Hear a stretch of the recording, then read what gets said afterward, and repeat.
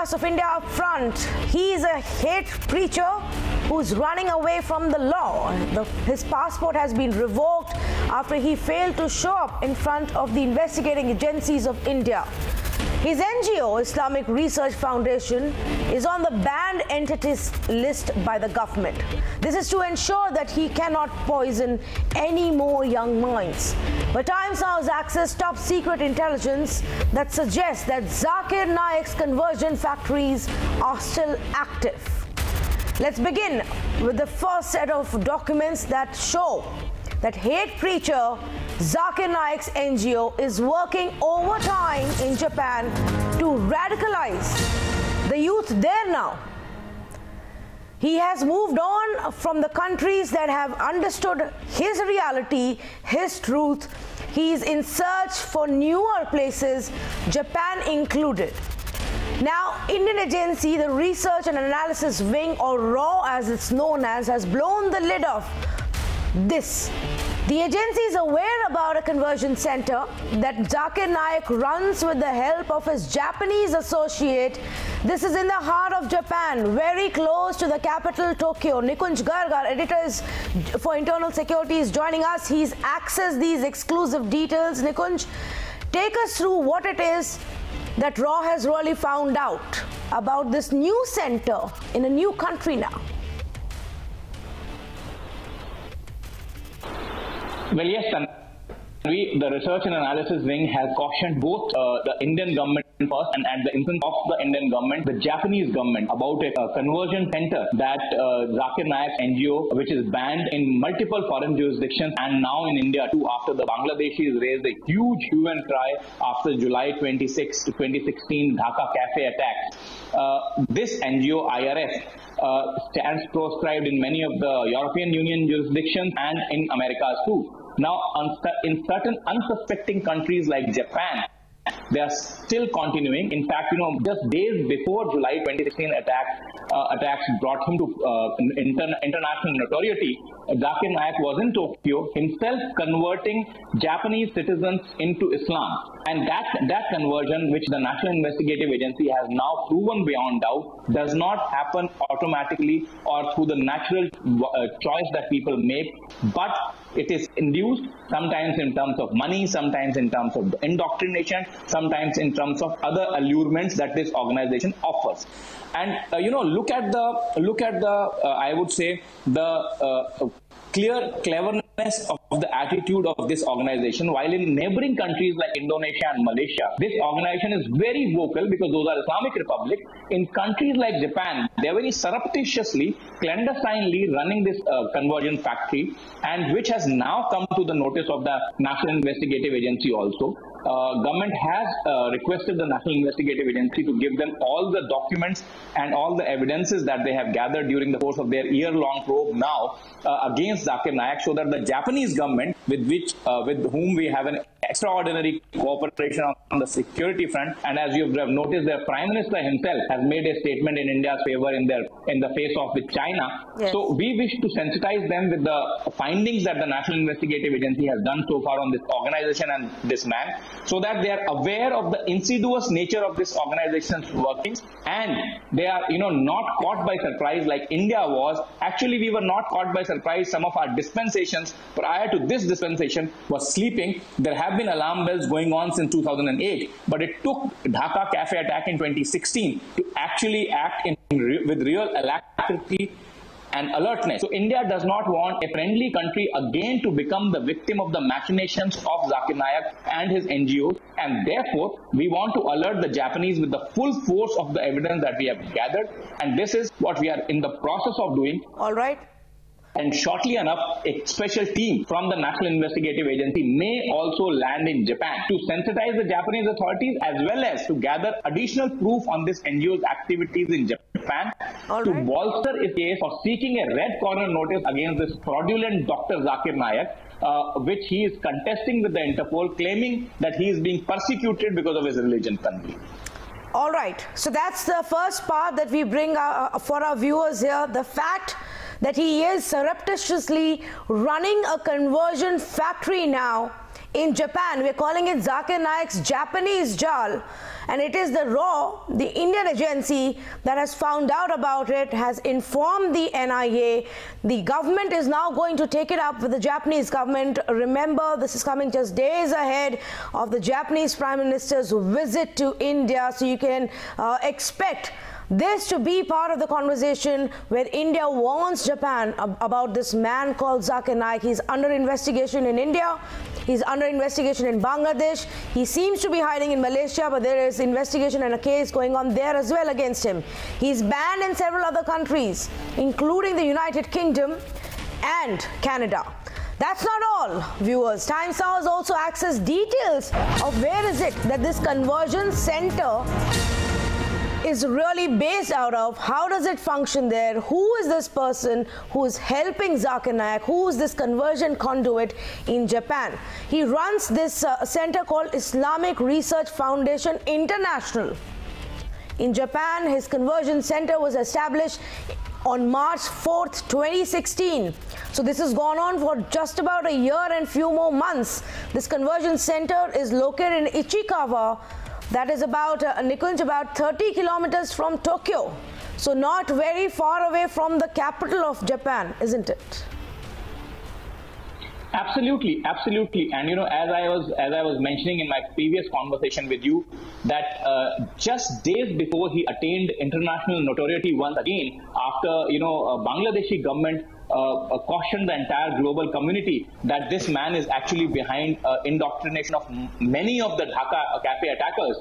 This man, Zakir Naik, himself was in Tokyo, again doing a con job on unsuspecting Japanese government, using the cover of a Islamic conference there and converting people right in his own presence. And remember that conversion of individuals of different faith to any other faith in many jurisdictions, including Japan, needs government permission. We have such laws in few states of ours like Chhattisgarh and Gujarat, etc. But that's not a countrywide law here. But in many nations, there is a countrywide law which says that converting individuals from one religion to another.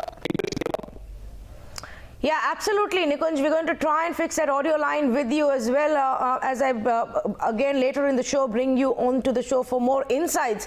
Because Zakir Naik is a person who we've been tracking now very closely. We've been getting our viewers updates on the investigation that our own agencies have also done. Now, before I open this up to our experts and our guests this afternoon, let's also listen into how Zakir Naik spreads hatred through his public conferences. Take a look.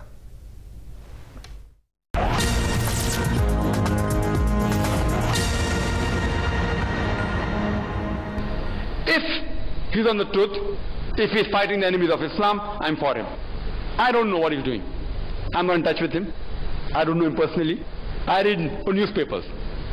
If he's terrorizing the terrorist, if he's terrorizing America, the terrorist, biggest terrorist, I'm with him. Every Muslim should be a terrorist. इसी तरीके से जहाँ दीन का सवाल है, अल्हम्दुलिल्लाह सुम्मा अल्हम्दुलिल्लाह, हम मुसलमान जानते हैं कि इन्न दीन इंदल्लाह इस्लाम। सूरह इमरान सूरह 3 आयत 19 की आयत है कि सिर्फ एक ही सही दीन है, वो है इस्लाम। क्या हम चर्च बनाने देंगे या टेम्पल बनाने देंगे जब दीन ही गलत है और चर्च में ईसा अलैहिस्सलाम को पूजना गलत है, बुत परस्ती गलत है, इसीलिए हम गलत चीज हमारे मुल्क में अलाउ नहीं करेंगे। If you do not have the means to get married, then marry a slave woman and give her freedom in mahar.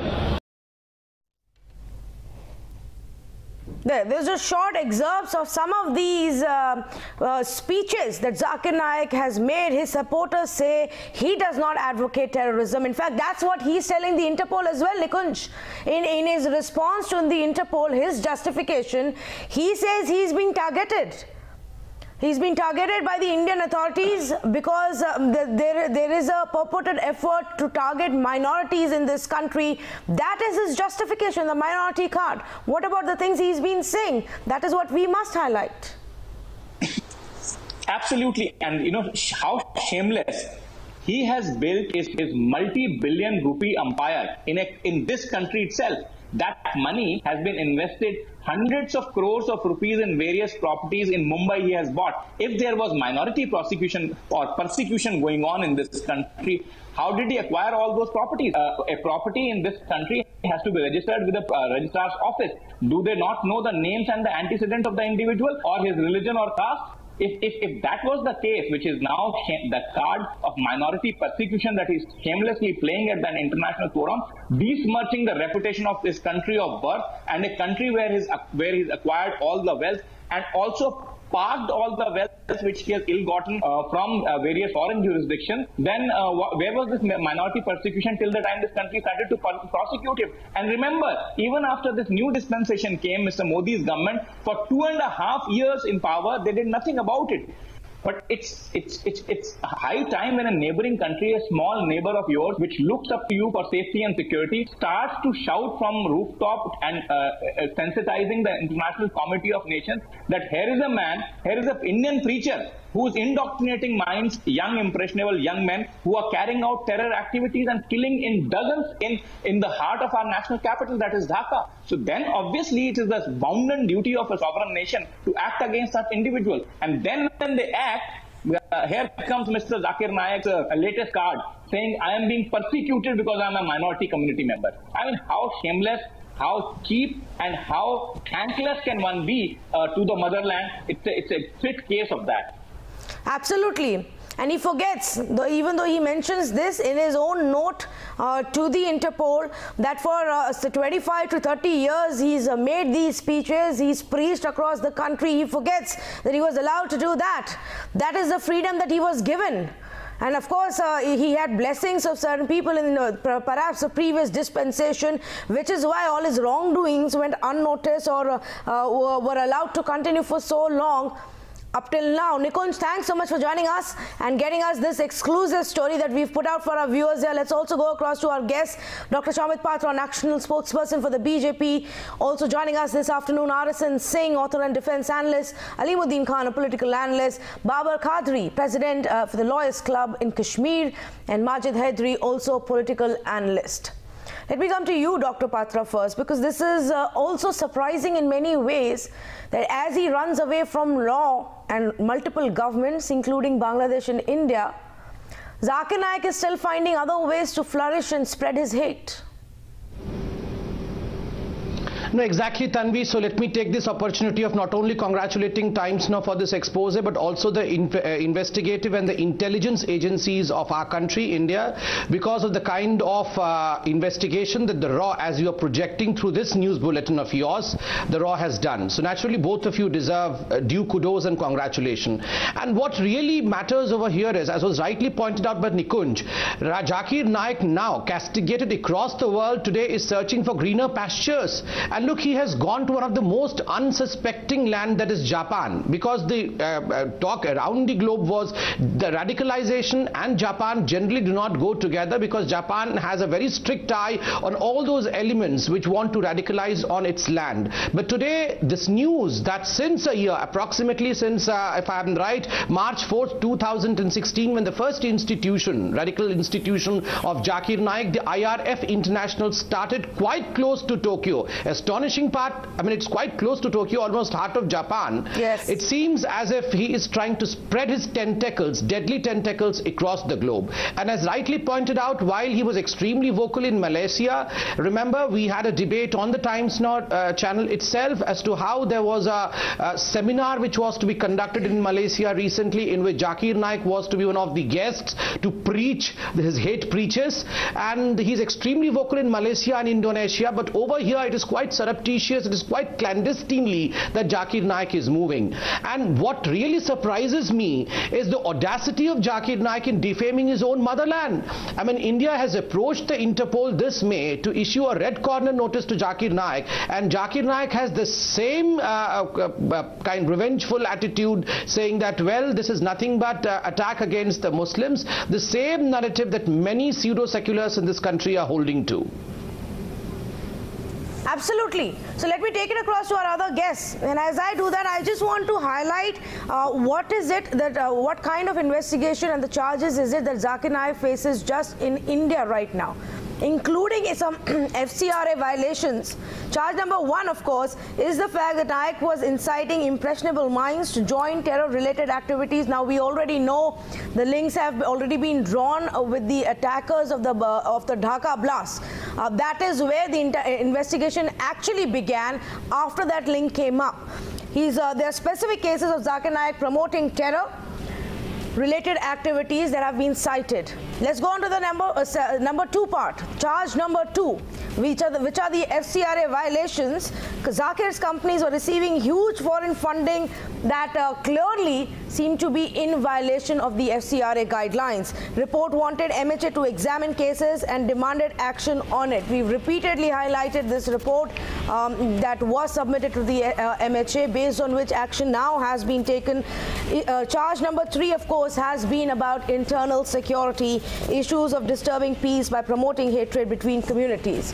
So, Majid Hydari, when these are the kind of charges and multiple agencies are investigating, is it right for Zakir Naik to go crying to the Interpol saying, well, I am being persecuted and targeted because I am a Muslim?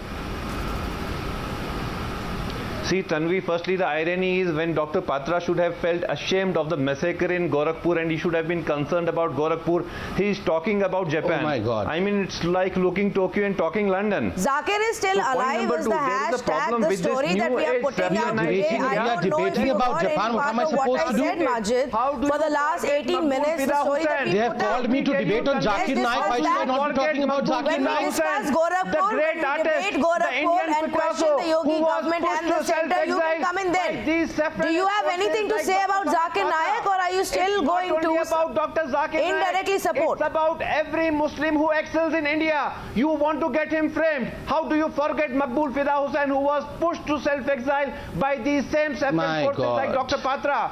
How do you forget what was done to Azharuddin? These terror sympathizers, you know, what is every time done to Shah Rukh Khan, Salman Khan and Amir Khan? How do you forget it? Should I remind you the great... Why do you equate Salman Khan and Amir Khan? How dare you equate Salman Khan and Amir Khan with Zakir Naik? And the most how can you equate Salman Khan and Amir Khan with Zakir Naik? What are you doing? This is grave injustice to Salman and Amir. Like yes, Dr. Patra. No, this is absolutely bunkum. I mean, the way Mr. Hydari is speaking. Can I come? Let me reply. Mr. Hydari, I'm absolutely appalled. I mean, you are the same person, with due respect. This is a democratic country. You are eligible to hold your views. But you all have been protecting the terrorists like Burhan Wani and Dujana. And today you go and extend your support to Zakir Naik as well. Remember, it is not a Sambit Patra or the Bharatiya Janata Party who have come again to castigate Zakir Naik. The truth has been exposed for the first time after the Dhaka bomb blast. You know, in 2016, it was Bangladesh who came up showing as to what was the nefarious design of the Zakir Naiks of this world. So why should we not speak against something which is true? Let me tell you. Sir, I did not speak when you were speaking. Let me give you